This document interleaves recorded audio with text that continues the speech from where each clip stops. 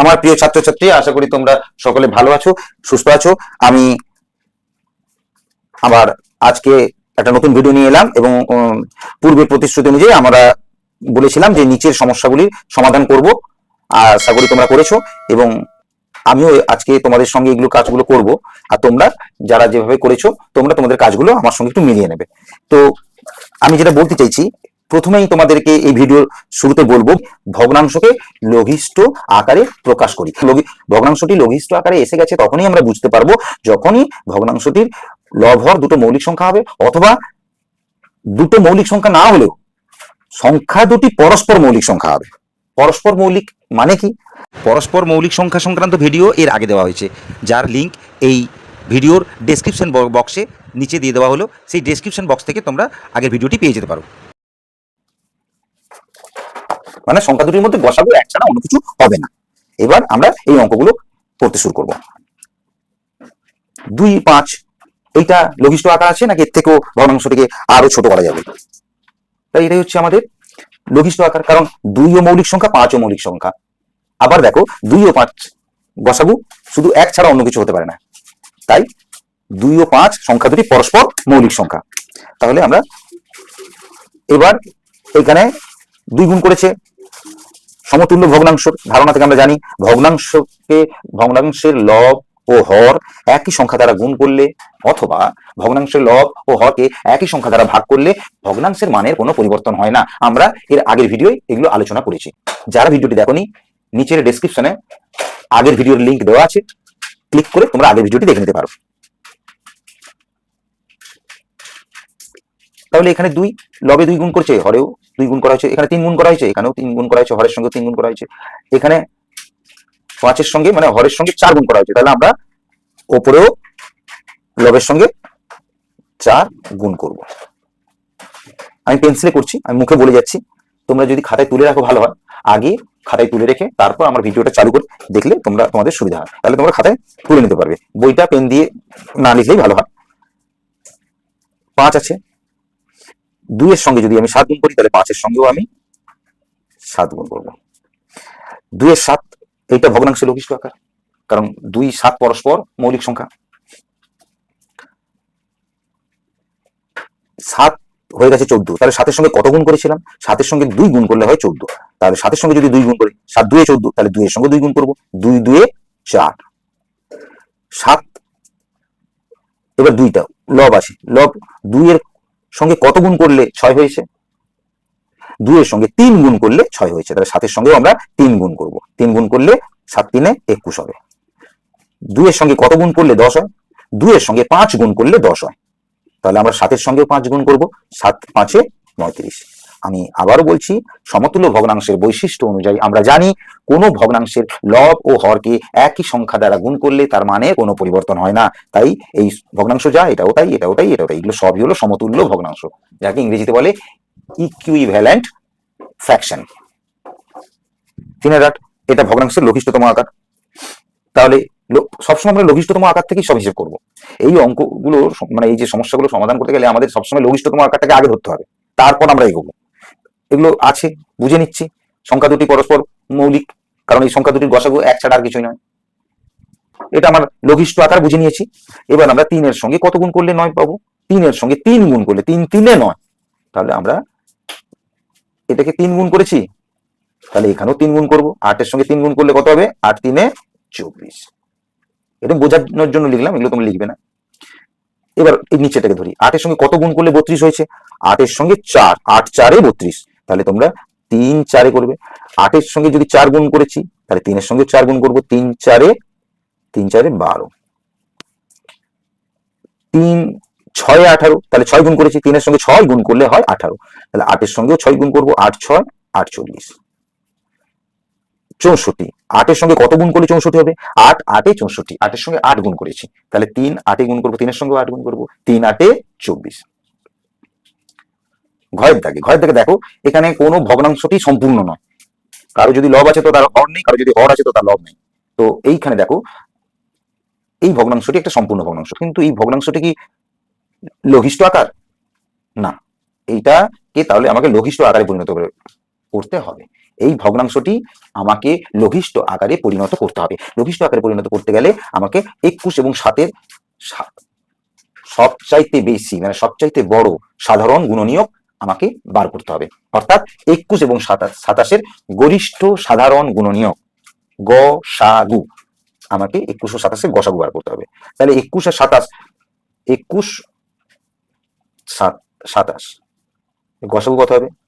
3-এ দেখো 3 7 21, 3 9 27, 3 7 21, 3 9 27, তাহলে 7 আর 9 পরস্পর মৌলিক সংখ্যায় চলে এলাম।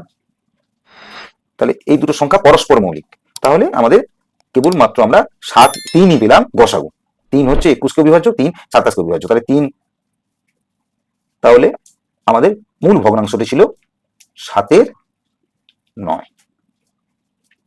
পরস্পর মৌলিক সংখ্যা 7 এবং 9, এইটাই ছিল মূল ভগ্নাংশ। 7-এর সঙ্গে 3 গুণ করতে আমাদের হয়েছে 7 3 21, 9-এর সঙ্গে 3 গুণ করতে হয়েছে 9 3 27। এবার 28-এ আসো, 7-এর সঙ্গে কত গুণ করলে 28 হবে?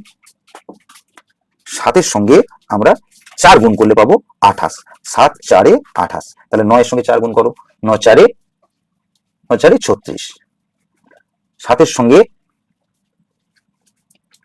এবার হরটা দেখো, 9-এর সঙ্গে কত গুণ করলে 54 হবে?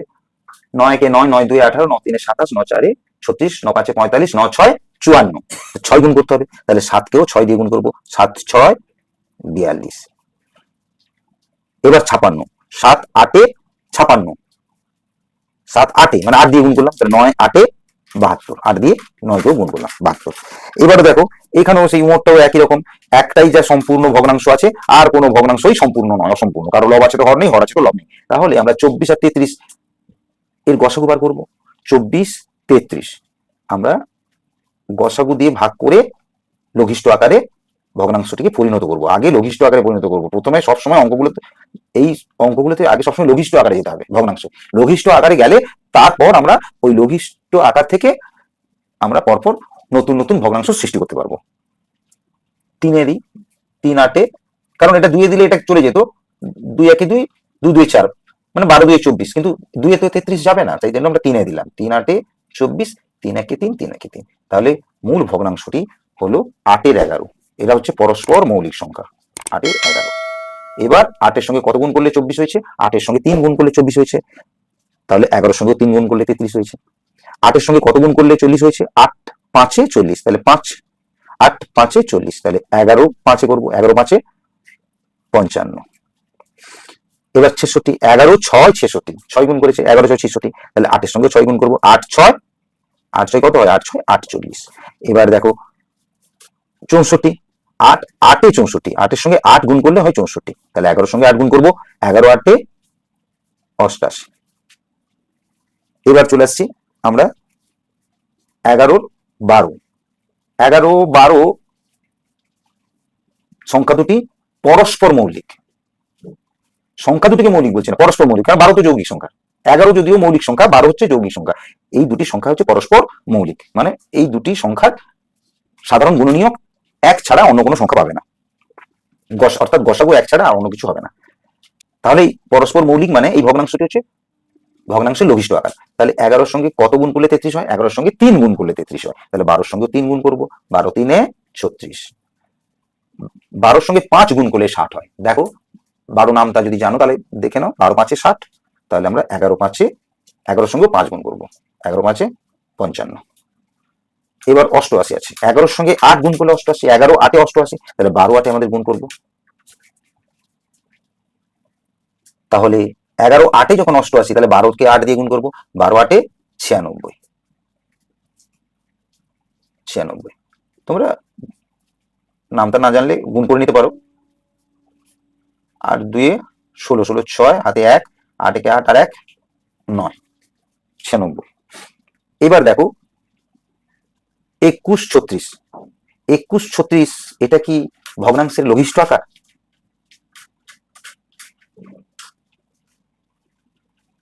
না, এটা ভগ্নাংশের লঘিষ্ঠ আকার নয়। আমাকে ভগ্নাংশের লঘিষ্ঠ আকারে পৌঁছতে হবে, না হলে আমি এই সমাধানগুলো করতে পারবো না। 21 আর 36 পরস্পর মৌলিক নয়, কারণ 3 দিয়ে 21 ও বিভাজ্য, 3 দিয়ে 3 1 3, 3 2 6, 3 দিয়ে 21 বিভাজ্য 36 বিভাজ্য, মানে গসাগু হচ্ছে 3, 21 36-এর গসাগু হচ্ছে 3, আর কোনো সংখ্যা যাবে না। 7 আর 12 পরস্পর মৌলিক, তাহলে 7 আর 12, তাহলে উপরে ছিল 7, নিচে ছিল 12। এইটাই হচ্ছে ভগ্নাংশের লঘিষ্ঠ আকার। এখানে ভগ্নাংশের লঘিষ্ঠ আকারটা মাঝখানে চলে এসেছে, এই লঘিষ্ঠ আকার থেকে তারপরে এই ভগ্নাংশটা এসছে। দেখো 7 3 21, 12 3 36। এবার এটা এদিকে আসো, 7 এবার এদিকে 7 5 35, তাহলে 12 5 60। এবার এটা 84 আছে, 12 84, 84 মানে 12 নামটা বলতে থাকো, আর যারা নামটা না জানো 84 কে 12 দিয়ে ভাগ করে দাও, তাহলে বুঝতে পেরে যাবে। 12 7 84, তাহলে 12-র সঙ্গে 7 গুণ করলে হয় 84। তাহলে 12-র সঙ্গে, এটা তো 12, এটা লঘিষ্ঠ আকার, 12-র সঙ্গে 7 গুণ করলে হয় 84। ভাগ করে বের করে নিচে 7 গুণ করলে, তাহলে 7-এর সঙ্গে 7 গুণ করবো, 7 7 49। এইবার এসছি বর্গীচু। যেমন খুশি আলাদা আলাদা সংখ্যা দিয়ে লব ও হরে গুণ করে বসাই। হ্যাঁ, তোমরা এটা নিজেরাই করে নেবে। 30 আর এখানে আছে 40, এর আগে লঘিষ্ঠ আকারটা বার করবে। এটা কিন্তু লঘিষ্ঠ আকার নয়, কারণ 30 40-এর গসাগু আমরা পাবো। 30 40 আমরা 2 দিয়ে করলে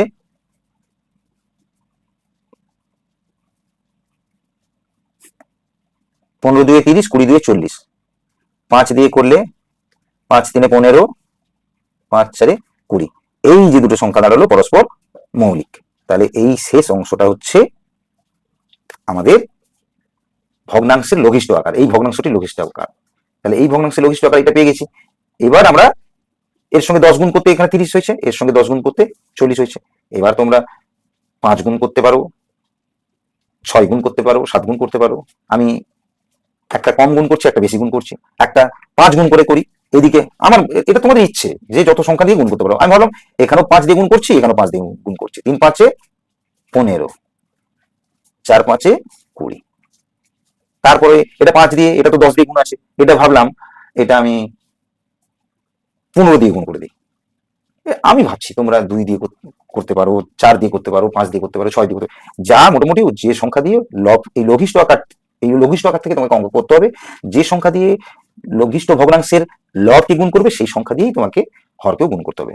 তো আমি 15 দিয়ে বলেছি, তাহলে 15 3 45, 15 4 60, 15 দিয়ে গুণ করলাম। নিজেরা তৈরি করে সমাধান করি, এটা আশা করি তোমরা এবার করতে পারবে। লঘিষ্ঠতম আকার একটা নিয়ে নেবে, পরস্পর মৌলিক সংখ্যা দেখে পরপর দুটো সংখ্যা নিয়ে নিতে পারো, 7 8 6 7, পরপর দুটো সংখ্যা নিয়ে নিতে পারো, 2 3, এখানে 2, এখানে 3, এখানে 2 3 7 8, পরপর দুটো সংখ্যা নিয়ে নিতে পারো। পরপর দুটো সংখ্যা নিয়ে তোমরা দুটো মৌলিক সংখ্যা নিয়ে নিতে পারো। মোটামুটি এটা দুটোর জন্য পরস্পর মৌলিক হয়। তারপর একে যত গুণ বাড়াবে একেও তত গুণ বাড়াবে, একে যত গুণ বাড়াবে অর্থাৎ লবকে যত গুণ বাড়াবে হরকে তত গুণ বাড়াবে। তোমরাই আশা করি এটা করে নিতে পারবে। এখনকার মতো আমার আজকের ভিডিওটি শেষ করছি। আজকে আমরা 83 পৃষ্ঠা করলাম, আশা করি তোমরা বুঝেছো। তোমাদের অশেষ ধন্যবাদ, ভালো থেকো, সুস্থ থেকো।